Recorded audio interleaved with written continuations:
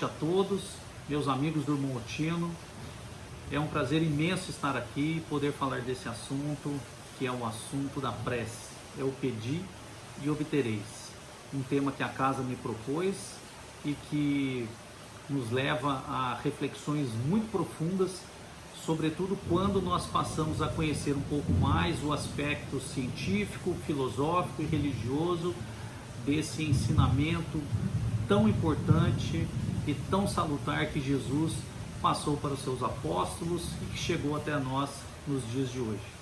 Eu antecipo e quero agradecer muito o convite que a casa me fez esse ano para participar junto com os meus colegas expositores desse projeto de divulgar a doutrina espírita e levar aí até vocês reflexões que possam de alguma maneira, e assim nós esperamos, possam contribuir para o conhecimento e para a mudança de vida de todos nós.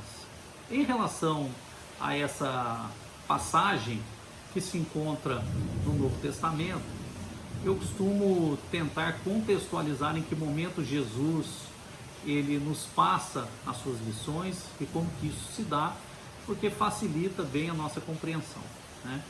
Nós sabemos então que a parábola da figueira seca, que é justamente o trecho destacado por Allan Kardec e que se encontra no Evangelho segundo o Espiritismo, lá no capítulo 27, ela se dá na semana que antecede a paixão de Cristo, né? Numa terça-feira e numa quarta-feira, durante a peregrinação que Jesus teria feito até Jerusalém, ele se dispôs, naturalmente, sob o convite de Marta, que era a irmã de Lázaro, né, pernoitar lá na casa dela, junto com os outros apóstolos, o que também era uma tradição da época, porque a região ela era muito seca, então a questão de hospitalidade ela era muito respeitada por todos aqueles que conviviam naquela região. Então era também uma tradição judaica que eles dessem hospedagem às pessoas. Jesus então, numa manhã, saindo de Betânia e indo até Jerusalém junto com os apóstolos, teria dito numa passagem registrada pelo apóstolo Marcos, teria dito que ele teve fome e viu ao longe uma figueira que tinha folhas, muitas folhas, folhagens bonitas, e que aparentava ser uma figueira que já teria figos. Nós sabemos que essa passagem é uma passagem simbólica, né? Mas Jesus então ele amaldiçoa a figueira, né? Lhe cominando a pena de que ninguém comesse frutos dela.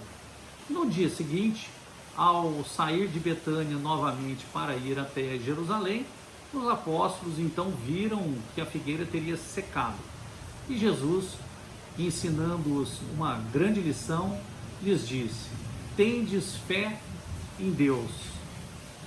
E continua nos esclarecendo que tudo aquilo que nós pedirmos, se crermos em Deus, conseguiremos. É justamente quando ele fala a respeito de mover montanhas e conseguir aquilo que desejamos, ou também termos fé e fazermos muito mais do que aquilo que ele mesmo fazia. Jesus, ele era um educador. Então, quando nós passamos a compreender um pouco mais as suas lições através das parábolas, nós podemos ver que ali se encontra a verdadeira moral do Cristo, que é uma moral que não se modificou e que todos nós, espíritas e católicos e de todas as religiões, devemos observar e devemos seguir. Então, dentro desse contexto, Jesus passa essa recomendação: pedi e obtereis. Ela se encontra em outras passagens, também nos relatos de Mateus e também em João, ela é muito dita, né? Bom, Allan Kardec, então, sob o auxílio dos espíritos, investiga Como que essa relação homem-Deus ela ocorre, né? E como que eu posso pedir alguma coisa e obter? Como que isso se dá, né? Sob esse aspecto científico, nós já sabemos que existe uma lei chamada lei dos fluidos. Todos nós, seres humanos, estamos imersos num fluido chamado de fluido cósmico universal, ou fluido universal para alguns, que é justamente aquele fluido que permite que o nosso pensamento ele caminhe e chegue até uma outra pessoa. Então, esse processo que se assemelha a um processo telepático, ele é comparado ao ar, que é justamente aquele elemento físico que permite que o som caminhe sobre ele. Então, o pensamento de todos nós, seja o pensamento direcionado e consciente, ou o pensamento muitas vezes inconsciente, mas vibracional daquilo que nós somos, ele é emitido. Ele cai no fluido universal, que se encontra não só no planeta com as suas características, mas em todo o cosmos. E ele se propaga ao infinito. Essa transmissão de pensamento, ela é uma transmissão física, porque nós sabemos que os seres humanos, nós encarnados ou desencarnados, no planeta Terra temos o que nós chamamos aí de perispírito. O que é o perispírito, para quem ainda não conhece, de uma forma muito singela? O perispírito é uma semimatéria, é um fluido que envolve o espírito e que permite que nós, encarnados, né, possamos manter essa junção com o corpo de carne. Então é algo que se encontra entre o espírito e a matéria carnal. E o perispírito, por sua vez, por ser um fluido, ele contém elementos elétricos e contém elementos que são de ondas vibracionais, aí numa linguagem mais moderna de André Luiz. Portanto, quando nós pensamos, o pensamento ele passa pelo perispírito, ele vai ao fluido e chega até a pessoa, ou enfim, ou até Jesus, ou até Deus, de acordo com o direcionamento que nós damos até ele. Então, por essa lei dos fluidos, nós sabemos que a prece, que é nada mais do que uma invocação, uma manifestação do pensamento, da nossa vontade, portanto, e do nosso querer, ela é direcionada e, portanto, potencializada de acordo com a vontade que nós imprimimos sobre ela. Além desse aspecto, que é o aspecto realmente científico, de como que o pensamento ele se transmite de uma pessoa para outra, nós podemos aqui trazer como um exemplo, né, a forma com que os espíritos então se comunicam com os médiuns, né? A transmissão de um pensamento de um espírito para um médium, ela se dá justamente no momento em que há uma interseção entre o perispírito do espírito desencarnado e o perispírito do médium, né? Que se ampliam, se dilatam, e ali, por meio dessa interseção, o pensamento do espírito é nos transmitido, e aí o médium ele realiza um trabalho de psicofonia, ou então ele realiza um trabalho de psicografia, né, escutando o pensamento do espírito, para que ele possa então colocar a mensagem aí no papel, né? Além disso, nós temos também que falar um pouquinho sobre o aspecto, vamos dizer assim, filosófico da prece ou do pedido, que é o nosso tema de reflexão no dia de hoje, né? Em relação ao aspecto filosófico, todos nós passamos a pensar num determinado momento da vida se Deus ele é tão misericordioso, tão bondoso, se ele é justo. nós pensamos se Deus estaria aí ouvindo as nossas preces.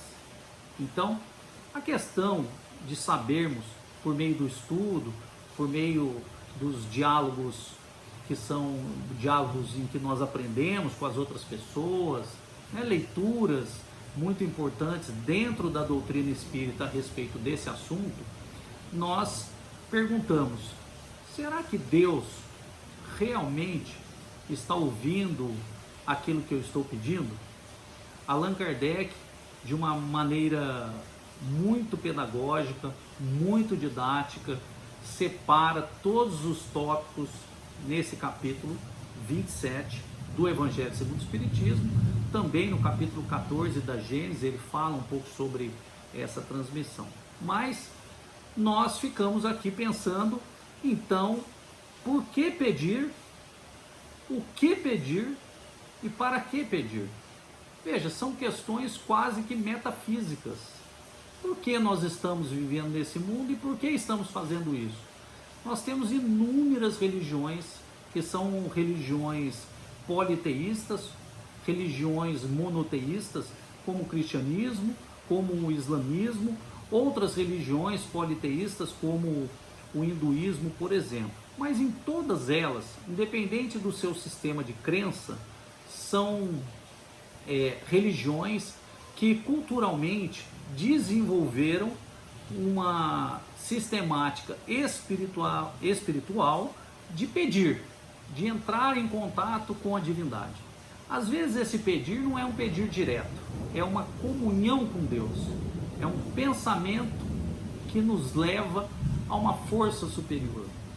E portanto, esse contato de Deus, com Deus ou com a divindade, né, ele sofre esse questionamento filosófico e sofreu também por meio das indagações de Allan Kardec, né? Eu volto a dizer, por quê, para quê e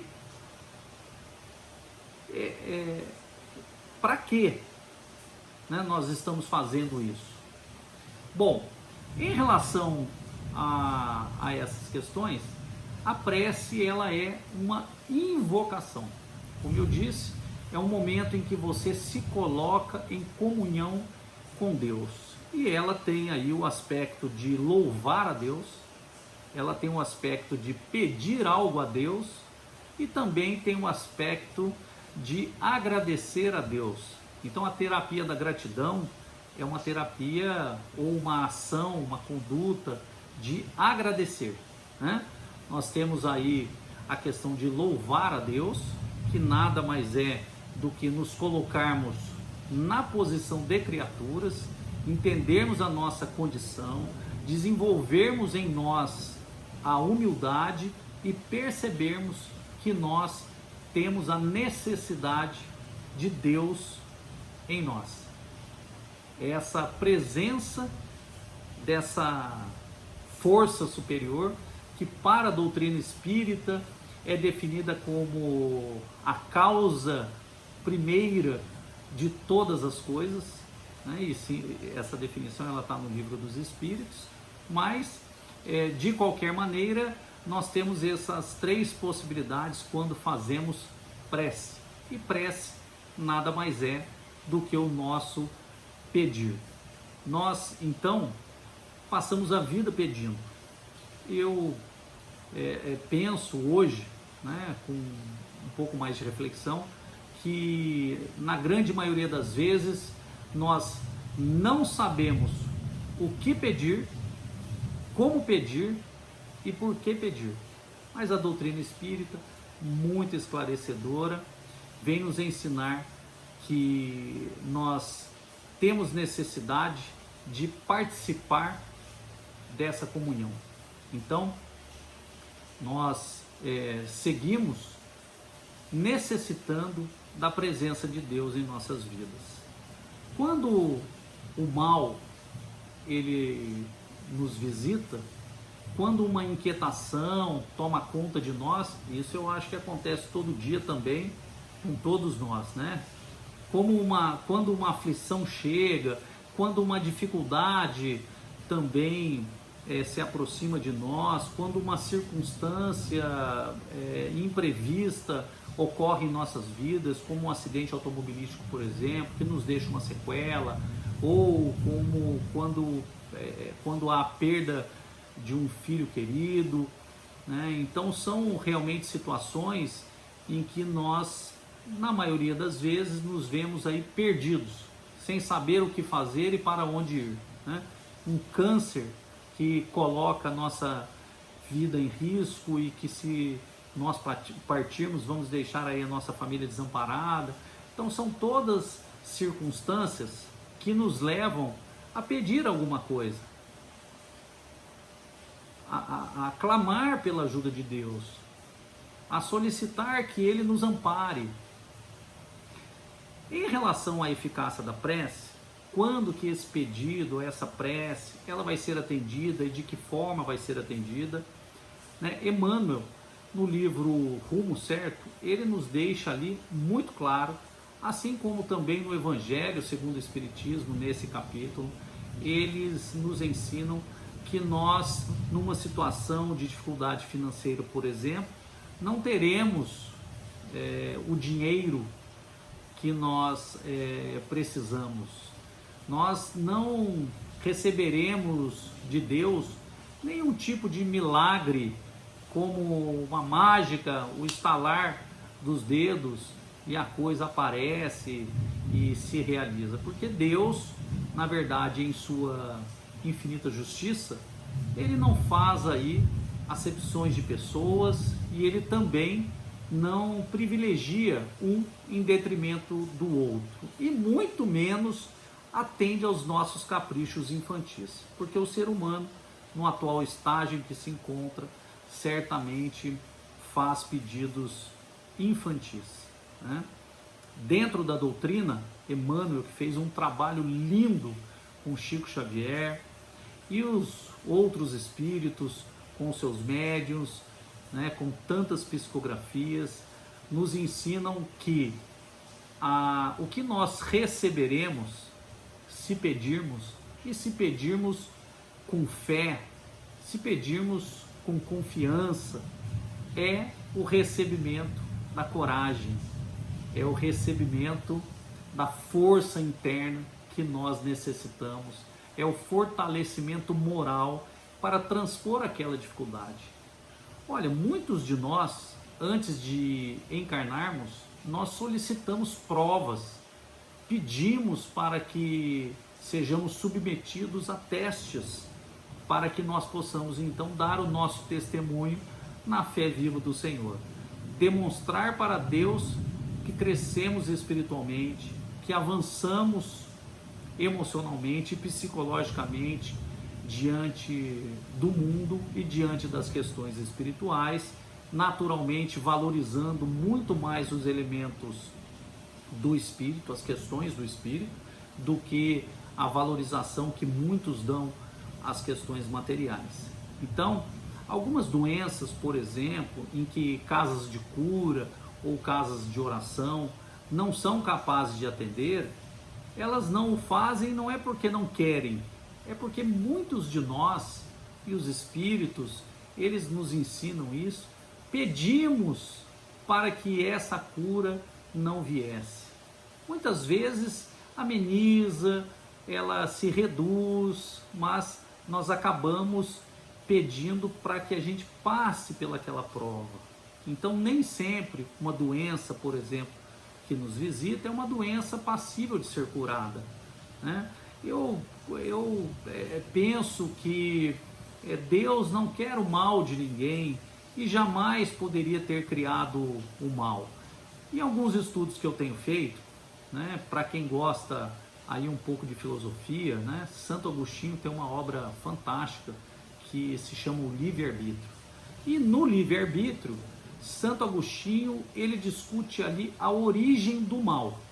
É uma obra extensa, é uma obra de um conteúdo que demanda uma leitura muito lenta, mas de maneira assim geral, ele conclui que o mal não existe essencialmente.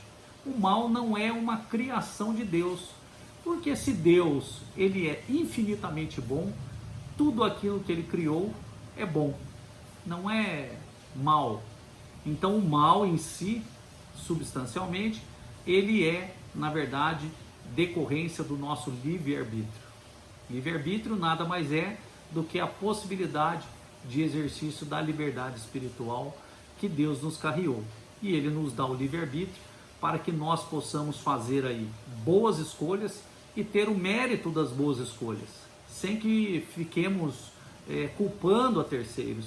Eu brinco aqui em casa e brinco com alguns amigos também que a doutrina espírita é uma doutrina aí da responsabilidade, né? Quando você se aprofunda um pouco e conhece a doutrina espírita, muitas vezes aí tem contato com os espíritos, recebe informações, suas lições que são passadas por mensagens escritas também, às vezes falada por intermédios de médiums psicofônicos. Ela nos leva à conclusão de que nesse mundo nós não temos como culpar ninguém a não ser a nós mesmos. Somos os maiores culpados por todos os nossos sofrimentos. Então isso também nos consola, né? Porque se todo o mal que sofremos decorre das nossas ações, é possível então mudar as ações para que o mal, se está em nós, ele vá embora, ou então ele não nos chegue, né? O livre-arbítrio, ele está intimamente ligado com a questão do pedir e a questão do obter. Porque quando nós pedimos algo a Deus, como, por exemplo, a força necessária, a coragem para superar a dificuldade que nos chega, uma doença que você quer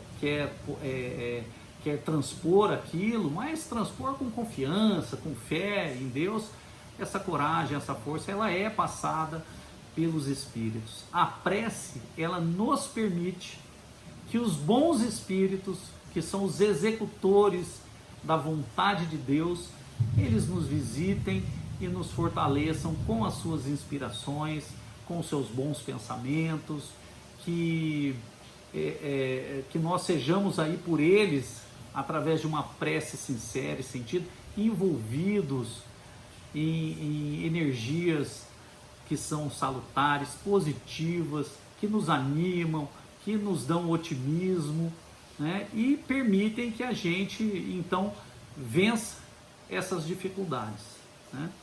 Quando nós pedimos, então devemos pedir com o coração associado ao pedido. Não é o muito falar, não são as quantidades e as repetições que pesam na balança de Deus. O que pesa na balança de Deus, acreditem, meus irmãos, é o coração que você coloca no seu pedido. Você, na verdade, não precisa nem falar nada, basta você sentir. Então a associação do sentimento de amor, de ternura, de fraternidade, aquela vontade de se livrar do problema, né? Você pede paciência, mas passa uma vida sendo impaciente. Você pede para que Deus te ajude a ser uma pessoa mais compreensiva, mas você vive sem compreender as pessoas e sem se esforçar para isso. Então, como é que você quer receber uma dádiva divina? Para alguns, essa graça da compreensão, quer ver a verdade, quer compreender a vida, sem que haja da sua parte um esforço próprio, um esforço direto. É muito importante que quando pedir, peça com fé, peça com amor, peça com todo o sentimento que você tenha de confiança em Deus. Acreditar que o nosso Pai, Ele está no céu, Ele olha por todos nós. Aquele vizinho, por exemplo, que você na próxima encarnação vai riscar da sua listinha, olha, esse vizinho eu não quero do meu lado lá. Ou aquele chefe também que te causa algum tipo de problema, enfim, você deve aí dentro dessas oportunidades pedir a Deus a fortaleza, mas fazer a sua parte. Deus, Ele olha por nós, nós vamos aprendendo isso ao longo da doutrina espírita, como é bom como é saudável, não só a saúde física e a saúde emocional e a saúde espiritual que nós adquirimos quando fazemos dessa forma, mas vamos percebendo como é que Deus trabalha em nossas vidas, como é que a providência divina, de uma forma ou de outra, ela participa da nossa encarnação, do nosso progresso espiritual, né? Nós vamos notando que muitas vezes algo acontece de diferente, de especial, diante daquilo que nós estamos requerendo para Deus. É um livro que nos chega por um amigo que você não imaginava, é um convite para participar de uma reunião, né? Seja numa casa espírita, seja num grupo de oração, seja através de uma campanha, como a campanha do quilo, como agora no final de ano, as campanhas de Natal, mas cabe a nós perceber como é que Deus faz isso, como que Deus ele age através dos espíritos que certamente nunca nos desampararam. Somos nós que muitas vezes não percebemos que eles estão ali, estão ao nosso lado, né? Quando você faz uma prece na hora de dormir, uma recomendação, inclusive, uma recomendação que os espíritas costumam fazer é a prece antes de dormir. É a prece quando você acorda, é respirar o ar fresco da manhã e perceber que Deus está na sua vida. Allan Kardec pergunta aos espíritos qual é a prece mais agradável a Deus. O que ele quer dizer com isso? Ele quer dizer, ou quer saber dos espíritos, como é que eu devo fazer? Será que a prece, ela é a prece dos fariseus? Daqueles que na época de Jesus oravam nas praças públicas para que todos pudessem ver, para que todos então vissem que aquela pessoa ela tem uma religião, ela cumpre os dogmas da religião que ela tem? Ou será que a prece mais agradável a Deus é a prece em que você fecha a porta do seu quarto e ora em secreto? Não implica necessariamente em fechar a porta do quarto, trancar a porta e fazer a prece. Implica, na verdade, em entrar em sintonia com o nosso Pai. Trancar a porta, fazer essa oração, ela é muito importante no sentido de termos contato com Deus, é essa pessoalidade, é o silêncio interior. Eu, numa ocasião, um espírito que normalmente aparece, me dá algumas dicas, me recomendou que nós silenciássemos a gralha interna que existe dentro de nós, porque nós falamos demais, mas não é esse falar da boca, é o falar da agitação, é o falar da inquietação, é aquela euforia do dia a dia, é não conseguir ficar livre do celular, de todas as mensagens que chegam, né? É justamente esse momento em que a humanidade vive tão agitada, em que nós não temos tempo para nós.